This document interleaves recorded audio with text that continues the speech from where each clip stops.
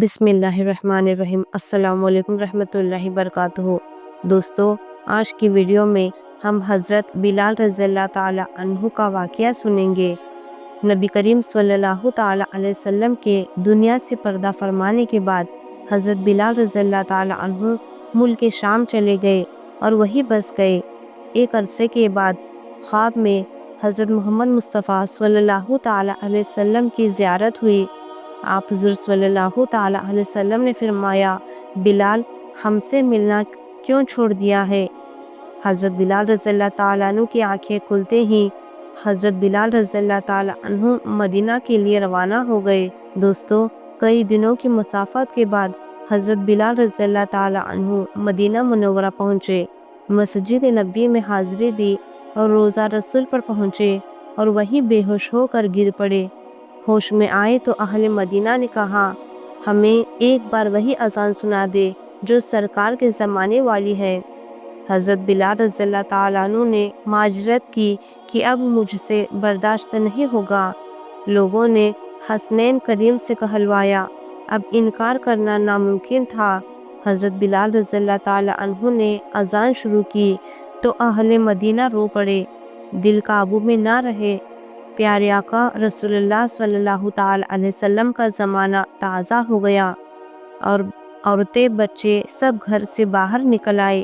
غم سے نڈھال بے قرار ہچکیاں بند گئی جب حضرت بلال رضی اللہ تعالی عنہ نے اشہد ان محمد رسول اللہ کہا۔ لوگ چیخ مار کر رونے لگے۔ حضرت بلال رضی اللہ تعالیٰ عنہ کی نظر ممبر رسول پر پڑی تو ممبر خالی تھا، سرکار دو عالم نہیں تھے۔ خالی ممبر دیکھ کر حضرت بلال رضی اللہ تعالی عنہ گر کر بے ہوش ہو گئے۔ دوستو، حضرت بلال رضی اللہ تعالی عنہ اذان مکمل نہ کر سکے۔ ہوش میں آئے تو اٹھے اور روتے ہوئے ملک شام کی طرف روانہ ہو گئے۔ دوستو، اعلان نبوت کے چند روز بعد نبی کریم صلی اللہ تعالی علیہ وسلم ایک رات مکے کی ایک گلی سے گزر رہے تھے کہ انہیں ایک گھر میں سے کسی کے رونے کی آواز آئی۔ آواز میں اتنا درد تھا کہ آپ حضور صلی اللہ تعالی علیہ وسلم بے اختیار گھر میں داخل ہو گئے۔ دیکھا کہ ایک نوجوان جو کہ حبشی معلوم ہوتا ہے چکی پیس رہا ہے اور زار و قطار سے رو رہا ہے۔ تو آپ حضور صلی اللہ تعالی علیہ وسلم نے اس سے رونے کی وجہ پوچھی تو اس نے بتایا کہ میں ایک غلام ہوں، سارا دن اپنے مالک کی بکریاں چراتا ہوں، شام کو جب تھک ہار کر آتا ہوں تو میرا مالک مجھے گندم یعنی گیہوں کی ایک بوری پیسنے کے لیے دیتا ہے، جس کو پیسنے میں ساری رات لگ جاتی ہے۔ میں اپنی قسمت پر رو رہا ہوں کہ میری بھی کیا قسمت ہے، میں بھی تو ایک انسان ہوں، میرا بھی جسم آرام مانگتا ہے، مجھے بھی نیند ستاتی ہے، لیکن میرے مالک کو مجھ پر ذرا بھی ترس نہیں آتا۔ کیا میرے مقدر میں ساری عمر اس طرح رو رو کر زندگی گزارنا لکھا ہے؟ دوستو، حضرت محمد مصطفیٰ صلی اللہ تعالی علیہ وسلم نے فرمایا کہ میں تمہارے مالک سے کہہ کر تمہاری مشقت تو کم نہیں کروا سکتا، کیونکہ وہ میری بات نہیں مانے گا۔ ہاں، میں تمہاری تھوڑی مدد کر سکتا ہوں کہ تم سو جاؤ اور میں تمہاری جگہ چکی پیستا ہوں۔ وہ غلام ہوا اور شکریہ ادا کر کے سو گیا۔ آپ حضور صلی اللہ تعالی علیہ وسلم اس کی جگہ چکی پیستے رہے۔ جب گندم یعنی گیہوں ختم ہو گئے تو آپ حضور صلی اللہ تعالی علیہ وسلم اسے جگائے بغیر واپس تشریف لے گئے۔ دوسرے دن آپ حضور صلی اللہ تعالی علیہ وسلم وہاں تشریف لے گئے اور اس غلام کو سلا کر اس کی جگہ چکی پیستے رہے۔ تیسرے دن بھی یہی ماجرا ہوا۔ آپ حضور صلی اللہ تعالی علیہ وسلم اس غلام کی جگہ ساری رات چکی پیستے اور صبح خاموشی سے اپنے گھر میں تشریف لے آتے۔ چوتھی رات آپ حضور صلی اللہ تعالی علیہ وسلم وہاں گئے تو اس غلام نے کہا، اے اللہ کے بندے، آپ کون ہیں؟ میرا اتنا خیال کیوں کر رہے ہیں؟ ہم غلاموں سے نہ تو کسی کا کوئی ڈر ہوتا ہے اور نہ ہی کوئی فائدہ، تو پھر آپ یہ سب کچھ کس لیے کر رہے ہیں؟ حضرت محمد مصطفیٰ صلی اللہ تعالیٰ علیہ وسلم نے فرمایا، میں یہ سب کچھ انسانی ہمدردی کے تحت کر رہا ہوں، اس کے علاوہ مجھے تم سے کوئی غرض نہیں ہے۔ دوستو، اس غلام نے کہا کہ آپ کون ہیں؟ نبی کریم صلی اللہ تعالیٰ علیہ وسلم نے فرمایا، کیا تمہیں معلوم ہے کہ مکہ میں ایک شخص نے نبوت کا دعویٰ کیا ہے؟ اس غلام نے کہا، ہاں، میں نے سنا ہے کہ ایک شخص جس کا نام محمد ہے اور اپنے آپ کو اللہ کا نبی کہتا ہے۔ آپ حضرت صلی اللہ تعالیٰ علیہ وسلم نے فرمایا کہ میں وہی محمد ہوں۔ یہ سن کر اس غلام نے کہا کہ اگر آپ وہ نبی ہیں تو مجھے اپنا کلمہ پڑھائیے، کیونکہ اتنا شفیق اور مہربان کوئی نبی ہی ہو سکتا ہے جو غلاموں کا بھی اس قدر خیال رکھے۔ آپ حضرت صلی اللہ تعالیٰ علیہ وسلم نے انہیں کلمہ پڑھا کر مسلمان کر دیا۔ پھر دنیا نے دیکھا کہ اس غلام نے کتنی تکلیف اور مشقتیں برداشت کی، لیکن دامن مصطفیٰ نہ چھوڑا۔ دوستو، انہیں جان دینا تو گوارا تھا، لیکن اتنے شفیق اور مہربان نبی کا ساتھ چھوڑنا گوارا نہیں تھا۔ آج دنیا انہیں بلال حبشی رضی اللہ تعالیٰ عنہ کے نام سے جانتی ہے۔ حضرت صلی اللہ تعالیٰ علیہ وسلم کے وصال کے بعد سیدنا بلال حبشی رضی اللہ تعالیٰ عنہ گلیوں میں یہ کہتے پھرتے کہ لوگوں، تم نے کہیں رسول اللہ صلی اللہ تعالیٰ علیہ وسلم کو دیکھا ہے تو مجھے دکھا دو۔ پھر کہنے لگے کہ اب مدینے میں میرا رہنا دشوار ہے، اور ملک شام کے شہر حلب چلے گئے۔ جب حضرت بلال رضی اللہ تعالیٰ عنہ مدینہ منورہ سے ملک شام چلے گئے تو ایک رات خواب میں انہیں حضرت محمد مصطفیٰ صلی اللہ تعالیٰ علیہ وسلم کی زیارت نصیب ہوئی۔ تو آپ حضرت صلی اللہ تعالیٰ علیہ وسلم فرما رہے تھے، اے بلال، کیا بے وفائی ہے، تو نے ہمیں ملنا چھوڑ دیا، کیا ہماری ملاقات کا وقت نہیں آیا؟ خواب سے بیدار ہوتے ہی اونٹنی پر سوار ہو کر لبیک یا سیدہ یا رسول اللہ کہتے ہوئے حضرت بلال رضی اللہ تعالیٰ عنہ مدینہ منورہ کی طرف روانہ ہو گئے۔ جب مدینہ منورہ میں داخل ہوئے تو سب سے پہلے مسجد نبوی پہنچ کر حضرت بلال رضی اللہ تعالیٰ عنہ کی نگاہوں میں عالم وارفتگی میں آپ حضرت صلی اللہ تعالیٰ علیہ وسلم کو ڈھونڈنا شروع کر دیا۔ کبھی مسجد میں تلاش کرتے اور کبھی حجرے میں۔ جب کہاں نہیں بھی پایا تو آپ کی قبر انور پر سر رکھ کر رونا شروع کر دیا اور عرض کیا، یا رسول اللہ، آپ نے فرمایا تھا کہ آ کر مل جاؤ، غلام حلب سے بہرے ملاقات حاضر ہوا ہوں۔ یہ کہا اور بے ہوش ہو کر مزار پر انوار کے پاس گر پڑے۔ کافی دیر بعد ہوش آیا، اتنے میں سارے مدینہ میں یہ خبر پھیل گئی کہ موذن رسول حضرت بلال رضی اللہ تعالیٰ عنہ آ گئے ہیں۔ مدینہ طیبہ کے بوڑھے، جوان مرد اور عورتیں اور بچے اکٹھا ہو کر عرض کرنے لگے، اے بلال، ایک دفعہ وہ اذان سنا دو جو محبوب خدا رسول اللہ صلی اللہ تعالیٰ علیہ وسلم کے زمانے میں سناتے تھے۔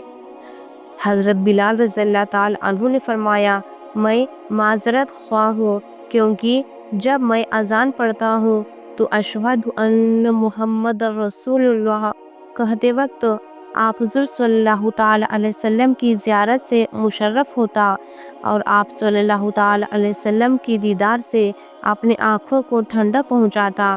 اب یہ الفاظ ادا کرتے ہوئے کسے دیکھوں گا؟ بعض صحابہ کرام نے مشورہ دیا کہ حسنین کریمین سے سفارش کروائی جائے، جب وہ حضرت بلال رضی اللہ تعالیٰ عنہ کو اذان کے لیے کہیں گے تو وہ انکار نہیں کریں گے۔ چنانچہ امام حسین رضی اللہ تعالیٰ عنہ نے حضرت بلال رضی اللہ تعالیٰ عنہ کا ہاتھ پکڑ کر فرمایا، بلال، ہم آج آپ سے وہی اذان سننا چاہتے ہیں جو آپ ہمارے نانا جان اللہ کے رسول صلی اللہ تعالیٰ علیہ وسلم کو اس مسجد میں سناتے تھے۔ اب حضرت بلال رضی اللہ تعالیٰ عنہ کو انکار کرنا گوارا نہ تھا، لہٰذا اسی مقام پر کھڑے ہو کر اذان دے جہاں نبی کریم صلی اللہ تعالیٰ علیہ وسلم کی ظاہر حیات میں دیا کرتے تھے۔ جب حضرت بلال رضی اللہ تعالیٰ عنہ نے بآواز بلند اللہ اکبر کہا تو مدینہ منورہ گونج اٹھا۔ آپ جیسے جیسے آگے بڑھتے گئے جذبات میں اضافہ ہوتا گیا۔ جب اشہد اللہ الہ الا اللہ کے کلمات ادا کیے گئے، گونج میں مزید اضافہ ہو گیا۔ جب اشہد ان محمد رسول اللہ کے کلمات پڑھے تو تمام لوگ حتیٰ کہ پردہ نشین خواتین بھی گھروں سے باہر نکل آئی۔ رکت الگریہ جاری کا عظیم عالم تھا۔ لوگوں نے کہا رسول خدا صلی اللہ تعالی علیہ وسلم تشریف لے آئے ہیں۔ آپ حضور صلی اللہ تعالی علیہ وسلم کی وصال کے بعد مدینہ منورہ میں اس دن سے زیادہ رونے والے مخدوزین نہیں دیکھے گئے۔ علامہ اقبال اذان بلال رضی اللہ تعالیٰ عنہ کو تارانہ عشق قرار دیتے ہوئے فرماتے ہیں، اذان ازل سے تیرے عشق کا تارانہ بنی، اذان ازل سے تیرے عشق کا تارانہ بنی، نماز اسی کے نظارے کا ایک بہانہ بنی۔ دوستو، حضرت نبی کریم محمد مصطفیٰ صلی اللہ تعالی علیہ وسلم سیدنا حضرت بلال حبشی رضی اللہ تعالی عنہ کائنات کی وہ پہلی عظیم و مقدس ہستی ہیں جن کو دنیا کے پہلے مؤذن ہونے کا اعلیٰ شرف حاصل ہوا۔ اللہ کے رسول نے خود ارشاد فرمایا کہ بلال کسی قدر اچھا آدمی ہے، وہ تمام مؤذنوں کا سردار ہے۔ آپ کے والد رباح اور آپ کی والدہ حمامہ عرب کی ایک قبیلے کے غلام تھے۔ یہ سرزمین عرب کا وہ تاخیر دور تھا جب انسان کی اخلاقی بستیوں کی گہرائیوں میں گرا ہوا تھا اور اس پر گمراہی مسلط تھی، اور اس دور جہالت میں سب سے مظلوم طبقہ غلاموں کا تھا، جسے بنیادی انسانی حقوق کو ملنا بہت دور کی بات سکون سے اپنی زندگی گزارنے کا بھی حق نہیں تھا۔ دوستو، سیدنا حضرت بلال امیہ بن خلف کے غلام تھے۔ وہ اپنے آقا کی بکریاں چرانے پہاڑوں پر جایا کرتے تھے، اور ایک دن آپ کا گزر غار حرا کی طرف سے ہوا، جہاں رسول کریم صلی اللہ تعالی علیہ وسلم اپنے یار غار سیدنا حضرت ابوبکر صدیق رضی اللہ تعالی عنہ کے پاس تشریف فرما تھے۔ اللہ کے رسول غیب داں نے اس حبشی نوجوان کو دیکھا تو اپنے پاس بلا کر فرمایا، میں اللہ کا رسول ہوں، تمہارے اسلام کے متعلق کیا رائے ہے؟ سیدنا حضرت بلال حبشی رضی اللہ تعالیٰ عنہ تو رسول کریم کے ذات سے پہلے ہی متاثر ہو چکے تھے۔ پھر آقائے کونین کا دلکش انداز گفتگو تو حضرت بلال رضی اللہ تعالیٰ عنہ کے منہ سے نکلا، میں آپ کے دین کو اچھا پاتا ہوں۔ یہ کہہ کر حضرت بلال رضی اللہ تعالیٰ عنہ واپس لوٹ گئے، مگر ان کا دل وہی حضور صلی اللہ تعالیٰ علیہ وسلم کی طرف رہ گیا۔ دوسرے دن پھر بکریوں کو وہی لے کر پہنچے۔ نبی کریم صلی اللہ تعالیٰ علیہ وسلم کی اور زیادہ باتیں سنی تو دل اور بے قرار ہو گیا۔ جو سچائی آپ کے قلب پر اسلام کی صورت میں پہلے ہی وحیدت کر دی تھی، وہ دین اسلام کی صورت میں سامنے آ گئی، اور آپ نے اسلام کی پکار پر لبیک کہتے ہوئے کلمہ شہادت پڑھا، حضور کی غلامی کی سند حاصل فرمائی، آپ مرید ہو کر اسلام کی دولت سے مالا مال ہو گئے۔ اس وقت سیدنا حضرت بلال رضی اللہ تعالیٰ عنہ کی عمر مبارک 28 برس تھی۔ آپ ان پہلے 7 خوش نصیبوں میں سے ہیں جن کے لیے اسلام نے اپنے دروازے کھول دیے۔ یہ اسلام کا اولین دور تھا۔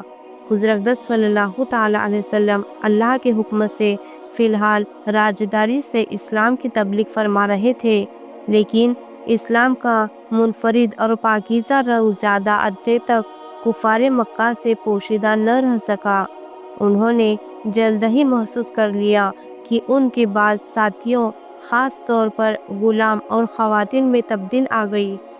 امیہ بن خلف کو جلدی یہ خبر مل گئی تھی کہ ان کا غلام بلال نبی کریم صلی اللہ تعالی علیہ وسلم کا غلام بن گیا ہے اور اس کا شمار آپ کے ساتھیوں میں ہوتا ہے۔ اس جرم کی پاداش میں امیہ نے سیدنا حضرت بلال حبشی رضی اللہ تعالی عنہ پر ظلم و ستم کے پہاڑ گرانا شروع کر دیے۔ ہرا کی یہ زمین اپنے گرمی کی وجہ سے بہت مشہور تھی، جو دھوپ میں تانبے کی طرح گرم ہو جاتی تھی۔ امیہ حضرت بلال کو تانبے کی زمین پر لیٹاتا اور آپ کے سینے پر بھاری پتھر رکھ کر آپ کو دہکتے ہوئے انگاروں پر لٹا دیتا۔ آپ کے بدن کی چربی پگھل پگھل کر انگارے بجھا دیا کرتی تھی، مگر آپ کی زبان مبارک سے احد احد کے سوا کچھ نہ نکلتا تھا۔ امیہ آپ کو کہتا بھی کہ تو محمد کے خدا سے باز آ جا، لیکن اسلام اور سرکار کی محبت حضرت بلال رضی اللہ تعالی عنہ کے سینے سے دنیا کی کوئی بھی سخت سے سخت سزا ختم نہیں کر سکتی تھی۔ آپ کے سینے میں عشق رسول کی حقیقی سماں روشن تھی۔ آپ عاشق حبیب اے خدا تھے، دنیا کی ان ماروں سے کہاں دیار چھوڑتے تھے۔ حضرت عمرو بن عاص فرماتے ہیں کہ میں نے بلال کو اس حالت میں دیکھا کہ امیہ نے ان کو ایسی تپتی ہوئی زمین پر لیٹا رکھا تھا جس پر اگر گوشت بھی رکھ دیا جاتا تو وہ بھی جل جاتا، لیکن اس حالت میں بھی حضرت بلال اللہ کے سوا کسی بھی دوسرے معبود کا انکار کرتے رہے۔ امیہ نے طیش میں آ کر ان کے گلے میں رسی ڈال دی اور انہیں مکے کی شریر لڑکوں کے حوالے کر دیا۔ وہ بدبخت لڑکے آپ کو مکے کی وادی میں گھسیٹتے پھرتے اور تپتی ہوئی انگارہ ریت پر اوندھے منہ ڈال دیتے تھے اور آپ پر پتھروں کا ڈھیر لگا دیتے تھے، لیکن عاشق رسول نے اسلام اور سرکار کا دامن پھر بھی چھوڑنا گوارا نہیں کیا۔ آپ پر سے انتہا ظلم و ستم کا یہ سلسلہ کافی عرصے تک جاری رہا۔ یارہ غار رسول سیدنا حضرت صدیق رضی اللہ تعالی عنہ اس عاشق صادق پر اتنا ظلم ہوتے دیکھ رہے تھے۔ ایک دن ان سے رہا نہ گیا تو وہ امیہ کے پاس آئے اور اس سے کہا کہ اس بے گناہ اور بے کس غلام پر اتنا ظلم و ستم مت کرو۔ اگر وہ ایک خدا کی عبادت کرتا ہے تو اس میں تمہارا کیا نقصان ہے، اور اگر تم اس کے ساتھ احسان کرو گے تو وہ احسان آخرت میں تمہارے کام آئے گا۔ امیہ نے حقارت سے کہا کہ میں تمہارے خیالی یوم آخرت کا قائل ہی نہیں، جو میرے جی میں آئے گا میں وہی کروں گا۔ سیدنا صدیق اکبر نے اس کو پھر تحمل سے سمجھایا کہ تم طاقتور ہو، اس مجبور غلام پر ظلم کرنا تمہارے شائن شان نہیں، تم عربوں کی قومی روایت کو دھبا مت لگاؤ۔ امیہ نے کہا کہ تم اس کالے غلام کی اگر اتنے ہی ہمدرد ہو تو اس کو خرید کیوں نہیں لیتے۔ سیدنا صدیق اکبر راضی ہو گئے اور آپ کو آزاد کر دیا۔ سرکار دو عالم صلی اللہ تعالی علیہ وسلم کو حضرت بلال کے آزاد ہونے کی جب خبر ملی تو آپ بے حد خوش ہو گئے اور حضرت ابوبکر سے فرمایا کہ مجھے بھی اس میں شریک کر لو، تو یارہ غار نے عرض کیا یا رسول اللہ، میں تو بلال کو آزاد کر چکا ہوں۔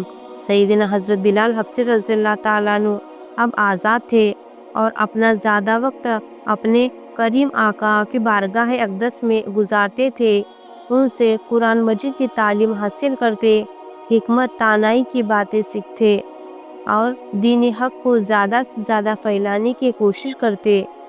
جب ہجرت کا حکم آیا تو حضرت بلال رضی اللہ تعالی عنہ نے بھی ہجرت کی اور مکے سے مدینہ منورہ جا پہنچے۔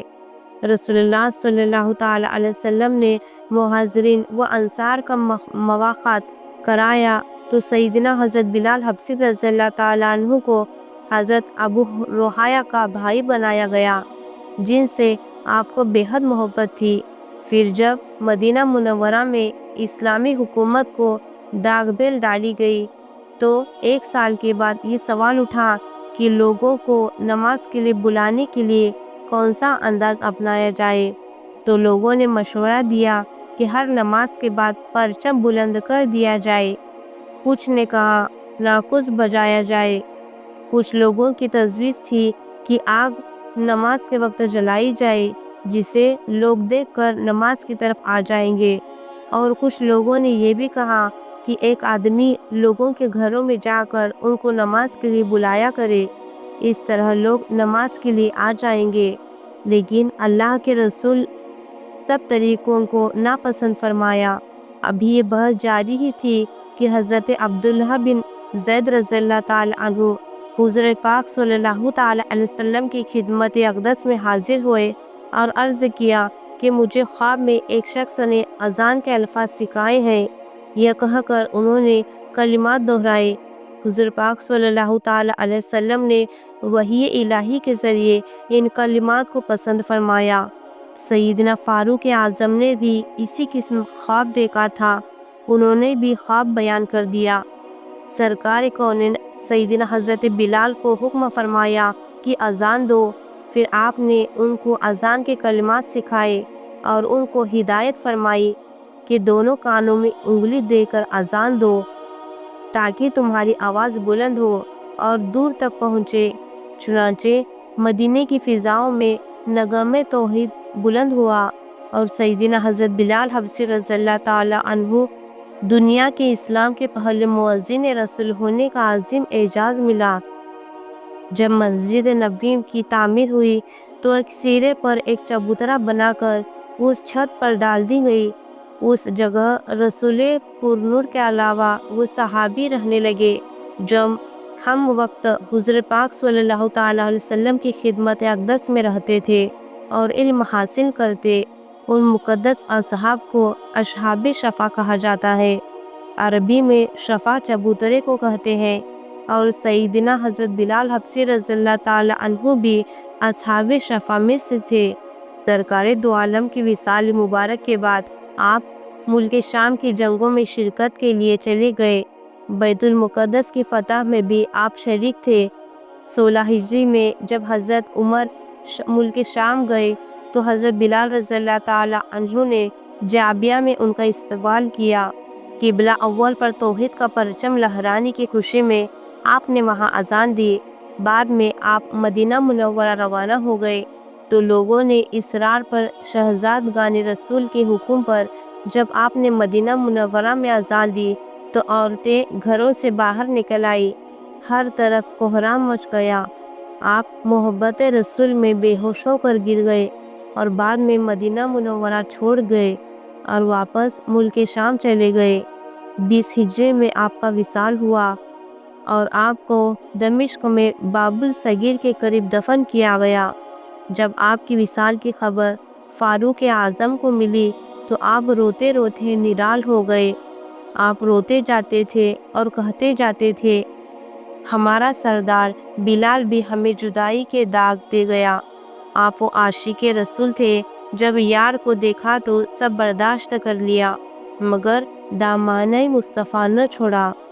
اللہ تعالیٰ آپ کے عشق کا ایک ذرہ بھی ہم سب کو بھی عطا فرمائے اور سیدنا حضرت بلال حبشی رضی اللہ تعالی عنہ جیسے عظیم صحابی کے رسول کے صدقے امت مسلمہ کی بخشش فرمائے، آمین۔ دوستو اس ویڈیو کو اپنے دوستوں میں زیادہ سے زیادہ شیئر کریں اور ہمارے چینل کو سبسکرائب کریں۔ السلام علیکم رحمۃ اللہ وبرکاتہ۔